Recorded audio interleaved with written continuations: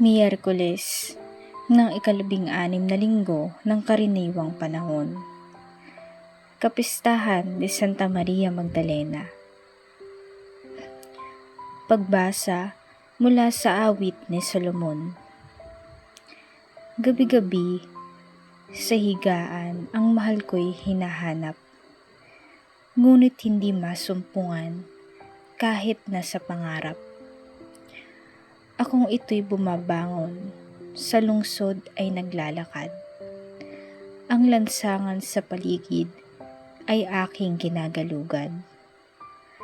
Ngunit hindi matagpuan ang sinta kong nililiyag. Sa akin ngang paglakad, nakita ko'y mga bantay. Nagmamanman, naglilibot sa paligid sa lansangan. Sa kanila ang tanong ko, mahal ko ba ay nasaan? Nang kami ay maghiwalay ng nasabing mga tanod, bigla na lang na nakita ang mahal kong iniirog. Ang salita ng Diyos. Salmong Tugunan. Ang aking kinasasabikan, Panginoon, Ikaw lamang. O Diyos, Ikaw ang aking Diyos na lagi kong hinahanap.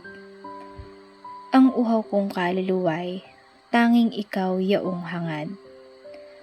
Para akong tuyong lupa, na tubig ang siyang lunas. Aking kinasasabikan, Panginoon, Ikaw lamang.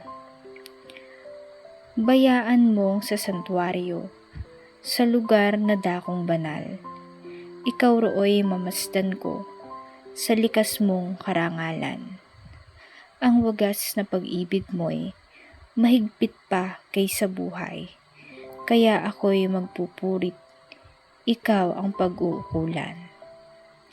Aking kinasasabikan, Panginoon, Ikaw lamang.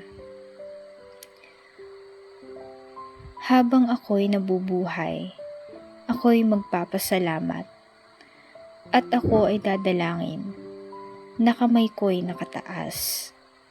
Itong aking kaluluway, kakaing may kasiyahan, magagalak na umawit ng papuring iaalay. Aking kinasasabikan, Panginoon, Ikaw lamang. Pagkat Ikaw sa tuwina, ang katulong na malapit. Sa lilim ng iyong pakpak, galak akong umaawit. Itong aking kaluluway, sa iyo lang nang hahawak. Pagkat ako kung hawak mo, kaligtasay natitiyak. Aking kinasasabikan, Panginoon, Ikaw lamang.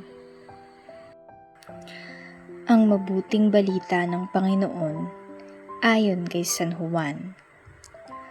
Madilim-dilim pa ng araw ng linggo, naparoon na si Maria Magdalena sa libingan.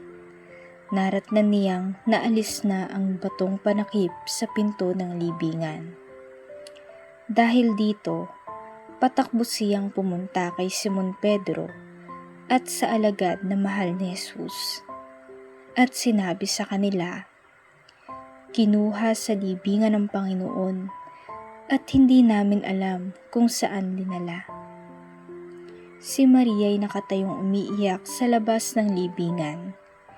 Yumuko siya at tumingin sa loob. May nakita siyang 2 anghel na nakaupo sa pinaglagyan ng bangkay ni Jesus. Ang isa'y sa gawing ulunan at ang isa namay sa paanan. Tinanong nila si Maria, Ale, bakit kayo umiiyak? Sumagot siya, kinuha po nila ang aking Panginoon at hindi ko alam kung saan nila dinala. Lumingon siya pagkasabi nito at nakita niya si Jesus na nakatayo roon. Ngunit hindi niya nakilalang si Jesus iyon. Tinanong siya ni Jesus, bakit ka umiiyak? Sino ang hinahanap mo? Akala ni Maria ay Siya ang tagapag-alaga ng halamanan, kaya't sinabi niya, "Ginoo, kung kayo po ang kumuha sa kanya, ituro ninyo sa akin kung saan ninyo dinala at kukunin ko." "Maria," ani Jesus. Humarap siya at kanyang sinabi, "Rabboni," ibig sabihin, guro. "Huwag mo akong hawakan, sapagkat hindi pa ako nakapupunta sa Ama," wika ni Jesus.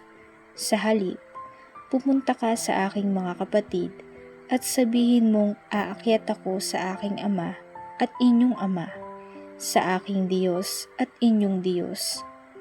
Kaya't si Maria Magdalena ay pumunta sa mga alagad at sinabi, "Nakita ko ang Panginoon." At tuloy sinabi sa kanila ang bilin ni Jesus. Ang mabuting balita ng Panginoon.